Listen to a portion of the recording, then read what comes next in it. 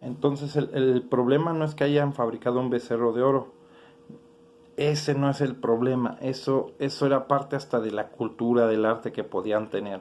El problema de la idolatría va a ser a continuación, que es este. Dice, él lo recibió, todo lo que era el oro de las mujeres, ¿verdad? Recordemos, que llevaban en sus orejas.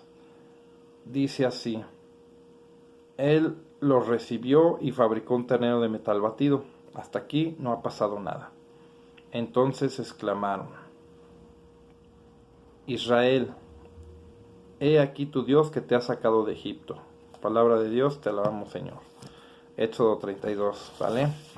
El problema fue aquí cuando se le dio el reconocimiento de Dios a una imagen. Cuando ellos dijeron, he aquí tu Dios, lo estaban en ese momento reconociendo, y fue en el momento que se cometió el pecado de idolatría. Antes no. Antes habían fabricado algo de metal, antes había fabricado, pero ya tenían la intención. Eso sí lo tenemos que tomar muy en cuenta. ¿Para qué lo querían? Pero en el momento que ya se le dio forma, el pueblo hebreo lo tomó. ¿Para qué? Para darle ese reconocimiento de Dios, y fue cuando ahí tuvo el pecado de idolatría. Ese es el problema. Ya no lo dice el catecismo, que es adorar, es reconocer algo o alguien como el Dios Todopoderoso, el Creador de todo, ¿verdad? Solamente sabemos que hay uno solo, que es nuestro Dios Creador. Yahvé es el único Creador de todo el universo, Creador de todo, de lo que existe, de lo visible y lo invisible. Entonces, ese fue el problema que tuvieron y que cometieron ellos, de la idolatría. Ahí sí hubo ese gran pecado al momento que lo reconocieron. Entonces, espero que empecemos a comprender el problema de las imágenes. No es el tener una imagen, más que nada es darle ese reconocimiento. Yo te pregunto, católico, ¿cuándo le has dado ese reconocimiento a esa imagen que tienes de la Virgen, de ese santo, a ese crucifijo, a ese Jesús, como tú lo tengas en cualquier imagen? ¿Cuándo has dicho que esa imagen, eso que está ahí, ya sea imagen, ya sea una escultura, todo eso, digas que realmente es Dios? No, sabemos cualquiera de nosotros que es una representación. Les quiero poner un ejemplo. Todos usamos y conocemos las computadoras. Cuando tú te metes al Windows, está la computadora, prendes tu computadora y te aparece la pantalla, es el Windows. Ahí vienen muchos iconos, ¿verdad? Donde viene, por ejemplo, la calculadora y se ve, o puedes, un libro. Entonces, tiene muchas figuritas, muchas imágenes. Al momento que tú le das clic a esa imagen, se abre un abanico de información que puede ser inmensa, ¿verdad? Simplemente yo tengo el catecismo o tengo, la Biblia en mi celular, entonces yo busco la imagen, le doy clic y se abre todo ese panorama, toda esa información está detrás de esa imagen. Nosotros los católicos y los seres humanos en general siempre hemos necesitado de poder, guiarnos un poquito, empezar por la vista o por el auditivo, por el sabor, para conocer algo. ¿Qué hacemos muchas veces? ¿Cómo es que nos llaman, cómo es que llaman a muchas personas a su iglesia, que no es católica? A través de la música. Les llenan el oído, los hacen sentir bonito y se van a la otra iglesia, que no es la católica. Entonces, ¿qué quiere decir? Que el ser humano somos así, necesitamos llamar a nuestros sentidos para podernos conectarnos con Dios. Así como cuando escucho una canción que me recuerda cuando andaba de novio con mi esposa, cuando no la veo y, esa canción me acuerdo de ella, y cierras los ojos. No es que la canción sea tu esposa, es que te hace recordar el momento que viviste en alguna parte de tu vida y dices, con esa canción me acuerdo de mi esposa. Eso es lo mismo que hacen las imágenes, solamente las tenemos para inspiración, pero hasta ahí, eso es todo. El ser humano requiere muchas veces de la inspiración, por eso nos cuesta trabajo a veces, creer en Jesucristo, en Eucaristía, porque como no vemos el cuerpo físico de Jesús, así como lo conocemos, a veces no creemos. Ese es el problema. Entonces tenemos que empezar a ayudar a crecer nuestra fe, ¿verdad? En lo invisible, en las cosas que no se ven a simple vista, pero que existen. Entonces, Eso nos ha pasado con las imágenes, que nos ayuda a conectarnos más con Dios. Es como una puerta para poder entrar, nada más. Pero si no tienes una imagen en tu casa, no pasa nada. Yo casi en mi casa pues prácticamente nomás tengo una imagen de Jesús el buen pastor. Prácticamente es lo que tengo. Por ahí tengo un crucifijo en una recámara y así. Pero si no las tengo, no pasa nada. Si las tienes, no pasa nada. Hay que estar bien conscientes de eso. Los primeros cristianos, los que eran perseguidos por el Imperio Romano, los que eran matados por el imperio, que estaban en contra del cristianismo, tenían que celebrar el culto a escondidas. ¿Saben dónde era celebrado ese culto? En un lugar que se llamaba las catacumbas. ¿Qué son las catacumbas? Son lugares donde enterraban a sus muertos. Entonces, por miedo a la persecución que había, muchos de los primeros cristianos celebraban la misa en las catacumbas, a escondidas, donde nadie quería entrar, donde los aromas eran muy feos. Ahí celebraban las primeras misas, ahí se congregaban los cristianos para darle el culto a Dios, para recordar y hablar de lo que fue la vida de Jesucristo. Entonces, ¿saben qué había en esas catacumbas?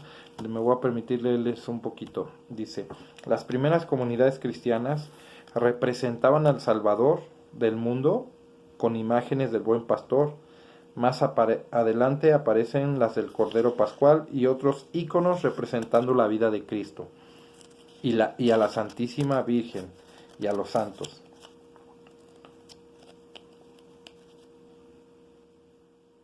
Testigo de todo esto son las catacumbas, donde se conservan, ¿qué creen? Que se conservan allí imágenes hechas por los primeros cristianos. Estas imágenes dan testimonio de su fe y del uso de las imágenes. ¿Sale? Entonces, ¿qué pasa aquí? Que ya los primeros cristianos, los discípulos de los discípulos, ya celebraban el culto en las catacumbas escondidas y tenían imágenes representativas, ¿va? Entonces, datos históricos. El diccionario de Oxford de la Iglesia Cristiana, de acuerdo en cuanto a la fecha, dice esto: las pinturas de las catacumbas, algunas de las cuales datan del siglo II, son las imágenes cristianas más antiguas, y después del periodo de las persecuciones de las imágenes sagradas llegó a jugar un aumento parte en el culto, o sea, eran parte del culto las imágenes. Estas representaciones de Cristo, de los santos y de los eventos bíblicos se encuentran en las catacumbas, otros lugares de enterramiento, en sarcófagos y lápidas, en casas particulares, en las tazas, dice, en las paredes de las iglesias, especialmente detrás del altar, las primeras imágenes de la Virgen con el niño en los siglos, dice, de las catacumbas romanas, y se trazan en parte de Rossi de Cavalier.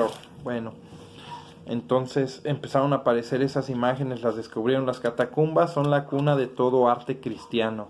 Desde su descubrimiento en el siglo XVI, el 31 de mayo de 1578, un accidente reveló parte de las catacumbas en la Vía Salaria, y la investigación de sus contenidos, que se ha desarrollado permanentemente desde entonces, nos permite reconstruir una idea exacta de las pinturas que le adornaban.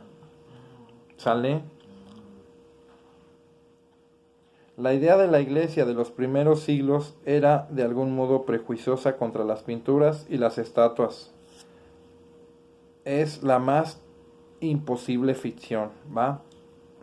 La idea de que la Iglesia de los primeros siglos era de algún modo prejuiciosa contra las pinturas y las estatuas las estatuas es la más imposible ficción. O sea, no pasó, eso nunca. La Iglesia de los primeros siglos tuvo problemas por tener imágenes, ¿va? Hubo, por supuesto, un enorme desarrollo de todo tipo. En lugar de cavar catacumbas, los cristianos comenzaron a construir espléndidas basílicas. Ya después de que se permitió el culto libre al cristianismo, entonces los primeros cristianos empezaron a construir espléndidas basílicas, las adornaron con costosos mosaicos, grabados y estatuas. Pero no hubo Dice, entonces, hubo varias personas que hablan al respecto. Por ejemplo, dice Santo Tomás de Aquino explica en su Suma Teológica: el culto de la religión no se dirige a las imágenes en sí mismas como realidades, o sea, no son reales las imágenes, ¿va? De quien representan, sino que las mira bajo su aspecto propio de imágenes que nos conducen a Dios encarnado. ¿Qué dice? Que las imágenes nos conducen al Dios encarnado, lo que les comentaba hace rato, nos inspira, nos lleva a quién, a pensar y adorar solamente a Dios. ¿Sale? Dice, ahora bien, el movimiento que se dirige a la imagen en cuanto a tal, no se detiene en ella, o sea, no nos quedamos en la imagen, sino que tiende a la realidad de la que es imagen, en este caso, la realidad es Dios. Lo que es un libro, fíjense, otro dato, algo muy bonito que dice San Juan Damasceno: lo que es un libro para los que saben leer, es una imagen para los que no leen. Lo que se enseña con palabras al oído, lo enseña una imagen a los ojos. Las imágenes son el catecismo de los que no leen. ¿Quién lo dijo? San Juan Damasceno. ¿Va? Entonces, así como leemos y aprendemos y pensamos a través de lo que escuchamos, también la imagen nos ayuda también a visualizar y a tener ese contacto con Dios, ¿vale? Dice definición sobre las imágenes y la tradición. Sesión 7. Definición, lo que dice la Iglesia. Dice, entrando como si dijéramos por el camino real, siguiendo la enseñanza divinamente inspirada por nuestros santos padres, los primeros padres, y la tradición de la Iglesia Católica, pues reconocemos que ella pertenece al Espíritu Santo. ¿Quién? La Iglesia Católica. Que en ella habita. Ahí está el Espíritu Santo en nuestra Iglesia. Definimos con esa inspiración, es lo que nos está dando a notar, con esa inspiración del Espíritu Santo, definimos con toda exactitud, o sea, les estamos diciendo que no tenemos miedo a equivocarnos, eso es lo que nos está diciendo la Iglesia, con toda exactitud y cuidado, que de modo semejante a la imagen de la preciosa y vivificante cruz, han de exponerse las sagradas y santas imágenes, tanto las pintadas como las de mosaico y de otra materia conveniente, en las santas iglesias de Dios, en los sagrados vasos y ornamentos, en las paredes y cuadros, en las casas y caminos, las de nuestro Señor y Dios y Salvador Jesucristo, de la Inmaculada Señora nuestra la Santa Madre de Dios, que esto es un dogma que más adelante también lo vamos a dar, de los preciosos ángeles y de todos los varones santos y venerables, porque cuanto con más frecuencia son contemplados por medio de su representación en la imagen, tanto más se mueven los que éstas miran al recuerdo y deseo de los originales, y a tributarles el saludo y adoración de honor. No ciertamente latría, ya lo dijimos, latría es solamente para Dios, ¿sale? No ciertamente latría verdadera, que según nuestra fe solo conviene a la naturaleza divina, que es Dios, sino que como se hace con la figura de la preciosa y vivificante cruz, con los evangelios y con los demás objetos sagrados de culto, se les honre con la ofrenda de incienso y de luces, como fue piadosa costumbre de los antiguos, porque el honor de la imagen se dirige al original. Y el que adora una imagen, adora a la persona en ella representada. Hay que tener mucho cuidado, dice, el que adora una imagen, no es que estemos adorando directamente, es que ese es el problema, que como no leemos, como no comprendemos, no preguntamos, no investigamos, mira, aquí dice que adorar una imagen. No, tengamos mucho cuidado. ¿sí? Adora a la persona que en ella representa. Esto es lo que enseña nuestra Santa Iglesia, ¿va? Dice, porque de esta manera se mantiene la enseñanza de nuestros santos padres, o sea, la tradición de la Iglesia Católica que ha recibido el Evangelio de un confín a otra de la tierra. De esta manera seguimos a Pablo que habló en Cristo, y al divino colegio de los apóstoles y a la santidad de los padres, manteniendo las tradiciones que hemos recibido, como dice en 2 de Tesalonicenses, capítulo 2, versículo 14.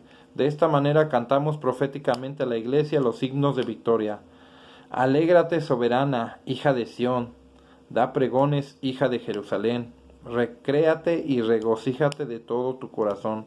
El Señor ha quitado de alrededor de ti todas las iniquidades de sus contrarios. Redimida está de manos de tus enemigos. El Señor Rey en medio de ti, no verás ya más males, y la paz sobre ti por tiempo perpetuo.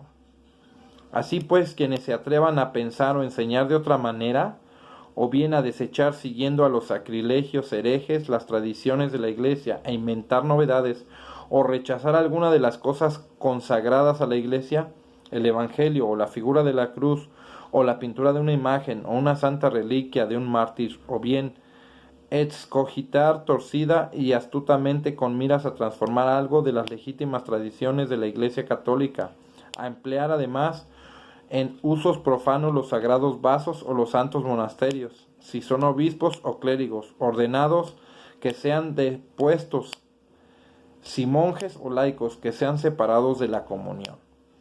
Esto nos lo dice la Iglesia. Entonces, aquí es para obispos, sacerdotes, diáconos, laicos. Nadie puede faltarle al respeto a una imagen. Defendamos esa parte. ¿Por qué? Porque representan a quien adoramos, nada más. Si no la tienes en tu casa, si no la quieres tener, no pasa nada. ¿Está permitido? Sí, sí está permitido. Entonces, todo católico que estamos en comunión con la Iglesia, debemos de saber todo esto, investigarlo. Yo siempre, bueno, les había comentado en un video anterior, unos videos anteriores, no me creas nada de lo que te digo. Investígalo. Ojalá y no me creas nada. Pero te invito a que investigues. Porque esto que te acabo de leer lo vas a encontrar. Necesitas investigarlo, analizarlo, meditarlo. Puedes preguntárselo a un sacerdote. Mire, padre, yo tengo esta duda. Hay que acercarnos a nuestros sacerdotes. Hay sacerdotes que no nos ponemos a trabajar, porque nosotros como católicos pues no queremos acercarnos, y a muchos de ellos les gusta enseñar, a muchos de ellos les encanta estar enseñando. Entonces créanme que nos hacemos un bien si investigamos sobre lo que es la doctrina de nuestra Iglesia Católica. No nos vayamos con ese pensar de esto es malo porque lo dice la Biblia. Ese es un dogma que tienen los hermanos separados, que es solo escritura, o sea, su ley. El dogma es una ley, digámoslo así, que ya después vamos a tomar ese tema, lo que son dogmas y cuáles son los dogmas de María, aparentemente de María, ya lo vamos a ver, está muy padre eso. Entonces, pero es algo en lo que ellos creen, solo escritura, no pueden creer en la Iglesia, no pueden, y se contradice porque, recuerden, no me acuerdo si es 1 Timoteo 3:16, si no mal recuerdo, que dice que cómo has de comportarte, dice, porque es columna y fundamento, la Iglesia de Jesús, que es columna y fundamento de la verdad. No dice que sea la Biblia ni la palabra de Dios. Claro que lo es, sí lo es, pero ¿qué nos está diciendo? Bajo la comunión de la Iglesia, columna y fundamento de la verdad. No dice que el pastor, no, columna y fundamento de la verdad. ¿Dónde está? En su Iglesia de Jesucristo. Hay que investigar cuál es la Iglesia. Si la católica es la Iglesia de Jesucristo, pues te digo, no me creas nada, hay que investigar. Entonces es como vamos a ir aprendiendo. Entonces espero que les haya gustado este tema, lo que es la idolatría. Ya podemos darnos cuenta que nosotros los católicos no somos idólatras, que la veneración que le damos a María está por debajo de Dios, que solamente la adoración es para Dios, no es para nadie más. A Jesús se le adora, sí, porque es Dios. Al Padre se adora, sí, porque es el mismo Dios, y el Espíritu Santo puede recibir adoración. Es el mismo Dios en 3 personas. A la Virgen no, a la Virgen se le venera, recordemos. Latría es para Dios, y Perdulía es para la Virgen, solamente la Virgen Santísima, la Madre de Jesús, lleva ese honor tan grande, por encima de los ángeles y de los santos, y debajo de Dios. Y Dulia, que viene siendo toda la veneración a los ángeles y a los santos, que entregaron su vida por el Evangelio, porque nos dan testimonio del Evangelio, porque hicieron muchas cosas grandísimas. Entonces, eso es Dulia, Hiperdulía y Latría. Latría solamente a Dios. Éxodo 24 dice, recordemos, que no tengamos otros dioses fuera de Yahvé, y que no los hagamos imágenes de él, Dios, y no las adoremos, no nos postremos ante ellas. Entonces recordemos, un texto fuera de contexto nos da un pretexto.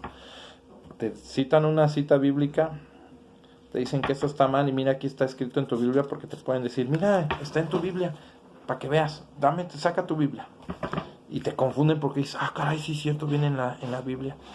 Entonces cuando uno lo empiezan a mover, a empezar a quitar nuestra fe, y como no conocemos, terminamos saliéndonos de nuestra iglesia o dejando de creer.